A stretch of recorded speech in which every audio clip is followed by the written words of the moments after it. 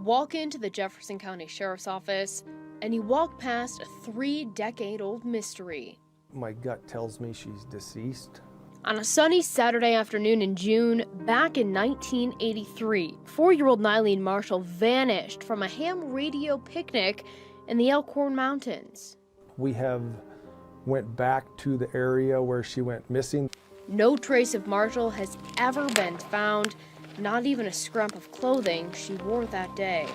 We still have no solid leads. The area where Nyleen went missing is much like the area around me. Dense forest, steep, rocky terrain. And Ralph DeCunzo, formerly with the Lewis and Clark County Search and Rescue, led the way looking for the missing girl. And for a long time, and even still somewhat today, that search haunts me. Hundreds of volunteers poured into the area to find the barefoot 4-year-old, dressed only in a yellow t-shirt and shorts. Searchers pushed into the night. It became even more intense in terms of the priority and the need to find this young child before dark. I can kind of actually feel it right now.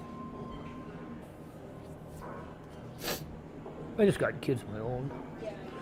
Ken Gardner was one of those volunteers. Archive news clippings detail the efforts of him and hundreds of others.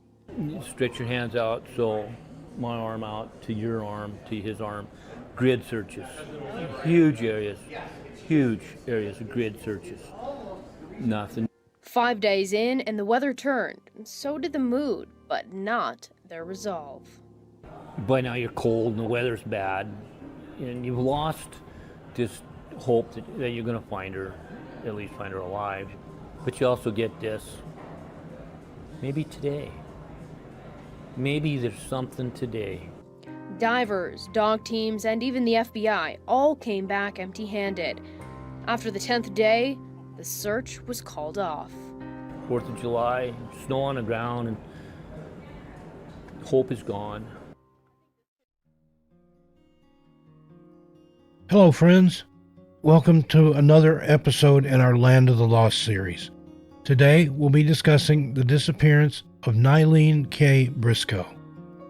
We ask that you please share this video with your family and friends on social media so that we can help raise awareness of Nyleen's disappearance and help find answers for her family and friends.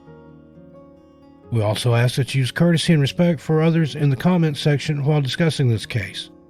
We've had family and friends of those who have gone missing watch these videos, so please don't write anything that you wouldn't want to read if it were your friend or family member being discussed.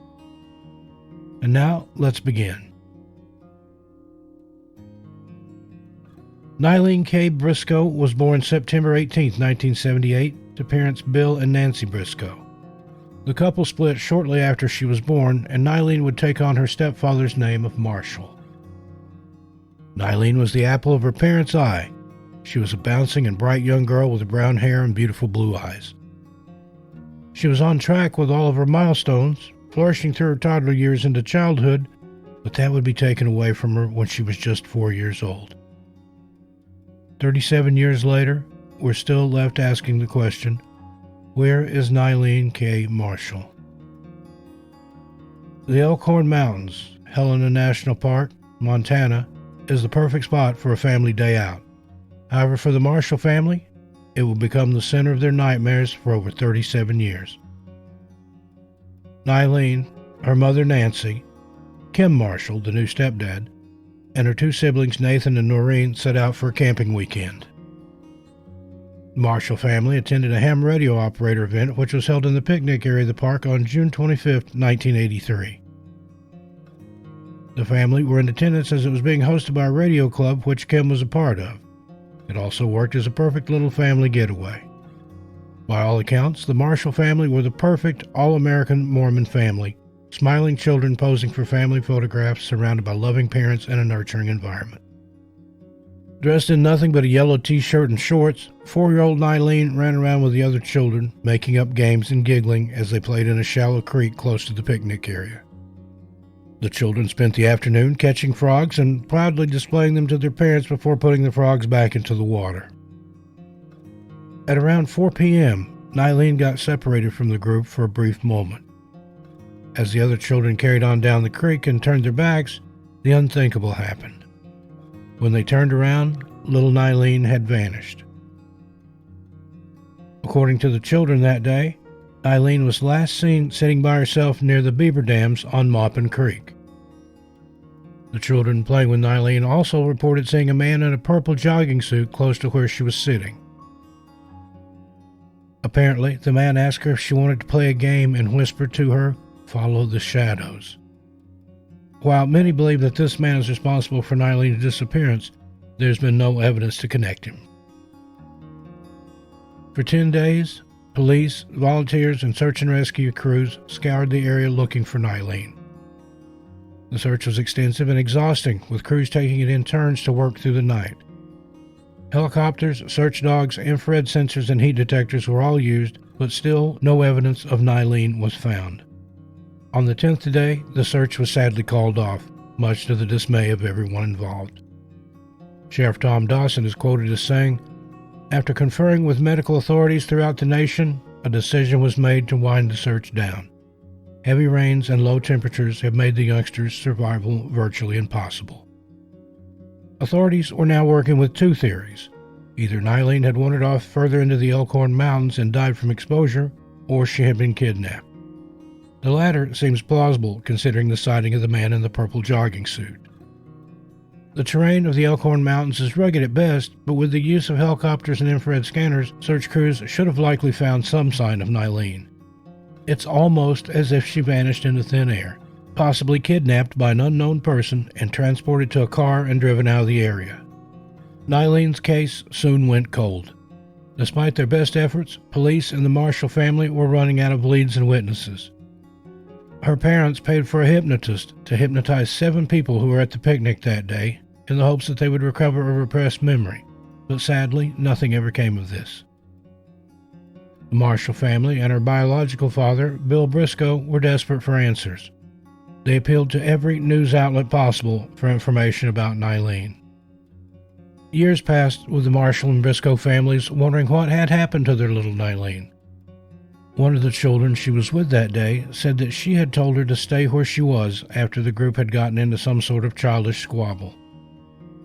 The oldest girl of the group instructed Nyleen to sit on a rock and stay there until the rest of the group got back, but by the time the older girl had turned around, Nyleen was gone. To this day, police are still unsure about the man in the purple jogging suit who was seen near Nyleen. They believe that if indeed he were the culprit, then someone else at the event would have noticed a strange man hanging around their kids. But we have to remember that this was in the 1980s, a different time. The parents likely thought little of allowing their children to play in a creek just yards away while they socialized and had a good time.